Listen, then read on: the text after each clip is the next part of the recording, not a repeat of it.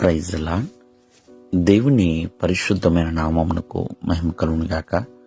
ప్రభు నామమున మీ అందరికీ శుభాభివందనాలు. ఈ ఉదయకాలము దేవుని వాక్యాన్ని విందాం. యోహాను సువార్త 13వ అధ్యాయము 1వ వచనము.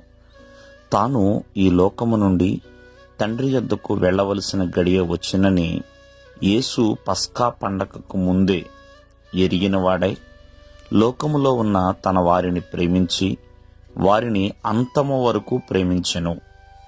ప్రేమినులరా, ఇక్కడ నజరేయుడైన యేసుక్రీస్తు వారు మరి తన తండ్రి యొద్దకు వెళ్ళవలసిన గడియ వచ్చిందని ఆయనకు ముందే తెలుసు.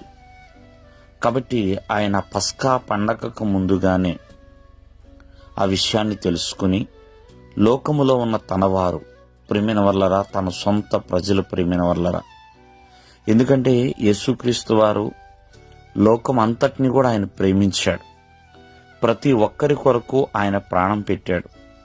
అందరి నిమిత్తమే ప్రేమైన వల్లరా ఆయన శిలువ మీద మరణించి ఉన్నాడు. ఆ విషయాన్ని ప్రతి ఒక్కరు కూడా గుర్తెరగాలి. ప్రతి ఒక్కరి కొరకు ఆయన మరణించి ఉన్నాడని. అలాగే అందరినీ కూడా ఆయన ప్రేమించాడు, అంతము వరకు ప్రేమించాడు. అంటే అంతము వరకు అంటే ప్రేమైన వల్లరా చక్కగా ముగింపు వరకు సంపూర్ణముగా, అంటే పరిపూర్ణముగా ఆయన ప్రేమ ఈ రోజు ఉంది రేపు లేదు అనేది కాకుండా అంతము వరకు సంపూర్ణముగా ఆయన ప్రేమించాడు. ఒక్కొక్కసారి మనం జాగ్రత్తగా ఆలకిస్తే ఈ రోజు ఉన్న ప్రేమ రేపు ఉండకపోవచ్చు. కానీ దేవుని ప్రేమ మార్పు లేనిదండి, మార్పు లేనిది, మరువు లేనిదండి. అటువంటి ప్రేమతో ఆయన ప్రేమించి ఉన్నాడు. కావున ఒకసారి మనం జ్ఞాపకం చేసుకోవాలి.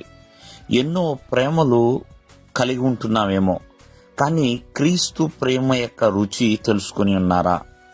క్రీస్తు ప్రేమని ప్రేమైన వల్లరా కలిగి ఉండే అనుభవంలోనికి మనం వెళ్ళాలండి. ఎందుకంటే ఆయన సంపూర్ణంగా ప్రేమిస్తున్నాడు కాబట్టి ప్రతి ఒక్కరు కూడా మరి ఆయనను కూడా అలాగే ప్రేమించేవారిగా ఉండాలండి.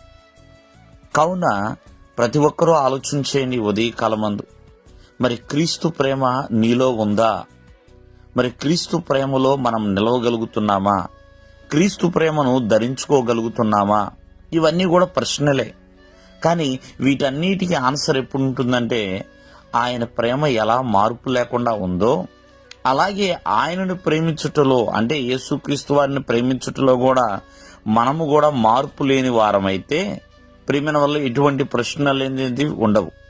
కావున ఆయన ప్రేమ మార్పు లేనిది కాబట్టి ఆయన చాలా మందిని ప్రేమించాడు. ఈ లోకమంతటినీ ప్రేమించాడు కాబట్టి మరి లోకమంతటి కొరకు తన విలువైన ప్రాణాన్ని అప్పగించి ఉన్నాడు. దేవుడు మిమ్మల్ని ఆశీర్వదించును గాక. ఆమేన్.